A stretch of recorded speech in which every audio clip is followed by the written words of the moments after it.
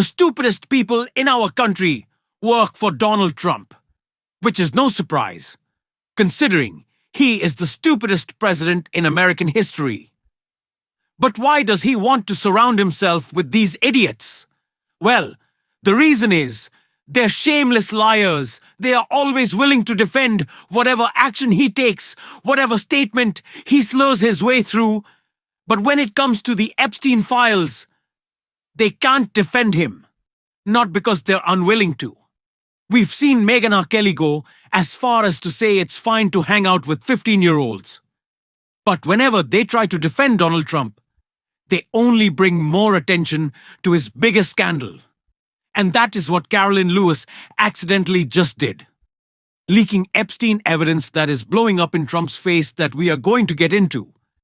But before we do, if I could quickly ask you to leave a like on this video, and if you haven't already, and you enjoy our channel, to hit that subscribe button, because it goes a long way in supporting our work.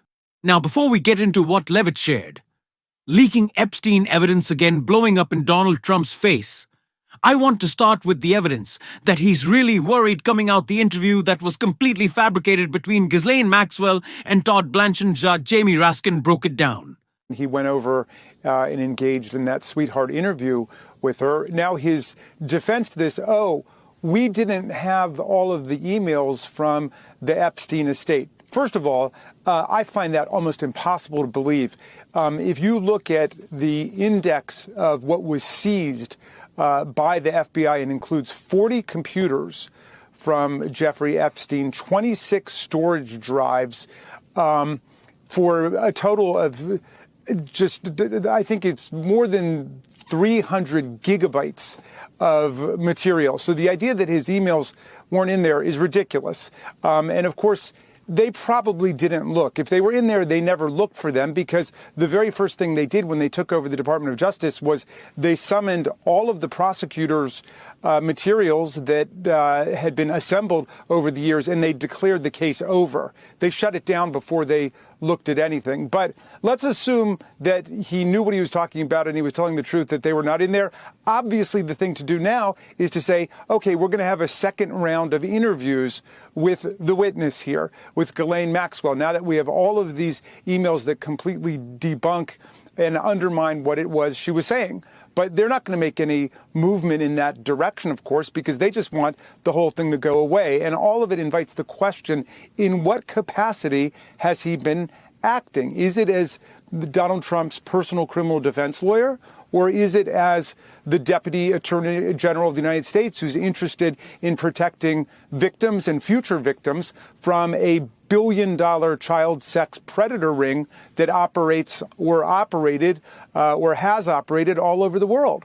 And so, maybe he was operating as Donald Trump's emissary to determine, one, that she would say nothing untoward about Donald Trump, and two, to see whether she was going to be cooperative enough to actually merit a pardon from Donald Trump. So he's acting kind of like a pardon attorney. Well, he obviously will do anything that Donald Trump tells him to do. What Donald Trump clearly doesn't understand, and what he didn't understand with the very stupid political calculation of sending Todd Blanchard to interview Ghislaine Maxwell, is that when he brings attention to Epstein, no matter if it's good, as in Ghislaine Maxwell lying and saying that Trump was never even around Jeffrey Epstein, and they didn't even know each other. Of course, this was a lie, and it's continued to be proved as a lie as these emails come out. But even when Donald Trump tries to get positive reviews from the pedos around Epstein, it's not good for him. And of course, the bad is really bad. But Donald Trump's crusade asking Pam Bondi to go after Larry Summers and Bill Clinton and any other Democrat than he can name is the same misstep politically. At least, as having Todd Blanchard talk to Ghislaine Maxwell, it is an admission of the thing that Trump tries to say is the Epstein hoax. It can't be a hoax. If you want a further investigation, why won't you release the files? And if you won't release the files, aren't you in the files? This is the thing that Donald Trump doesn't understand. And it just doesn't clock to MAGA. Which is why, very stupidly, Carolyn Leavitt decide to share this post-sharing evidence. And it's just blowing up in her face. Carolyn Leavitt, from her official account, retweeted and reposted, "This is astonishing." During a congressional hearing, Jeffrey Epstein was texting Congresswoman Plasky, feeding her questions, which she proceeded to ask. So this story is popping off obviously right now of Jeffrey Epstein having communicated with a Democratic Congresswoman during a committee hearing in which she was grilling Donald Trump's former lawyer Michael Cohen. And of course, Caroline Leavitt was sharing that as to say, oh, look at Epstein's involvement with Democrats. Look at Epstein being involved in what's happening with the government. Look at Epstein, having his fingers in all these places. Yeah, it's bad. Shouldn't we release the files then? Do they not understand what she's doing? Does she not understand what she's admitting? She's admitting that Jeffrey Epstein had close ties to so many people in our government. And we do not care if they have a D or an R in front of their name, we just want the files released. And Carolyn Leavitt clearly doesn't understand that. And if what she is saying, if what she is alluding to, if what she is admitting is that Jeffrey Epstein was so involved at every level of power in this country that we need to look into it more, then isn't she saying that her boss is standing in the way of important work and important investigations getting done? Does she not realize that she's admitting that she is just bringing more attention to Epstein? And it doesn't matter. I don't care who he was involved with. I just want investigations. I just want to know. And of course, we've started to finally have this conversation that Epstein clearly was worried about. Donald Trump, Michael Wolff warned him that he was, in the firing line in the gun sights because Donald Trump was rising in political power. I didn't want Epstein to say anything. He was also in a lot of danger. So it would be no surprise that Epstein would have some thoughts on Donald Trump and his lawyer, what he'd be communicating, talking about, thinking about. But what is clear to me, what is very obvious, is that Carolyn Leavitt doesn't understand that bringing up Epstein only makes our point that there needs to be more transparency. She somehow, though, doesn't get that. But we will continue to call for it, just like Jasmine Crockett did right here. Politicians that the public does not know yet. Yeah, there's still more that committee staff is going through and determining what needs to be redacted before the release. And then we always consult with leadership on the Republican side as well before any drops are made public.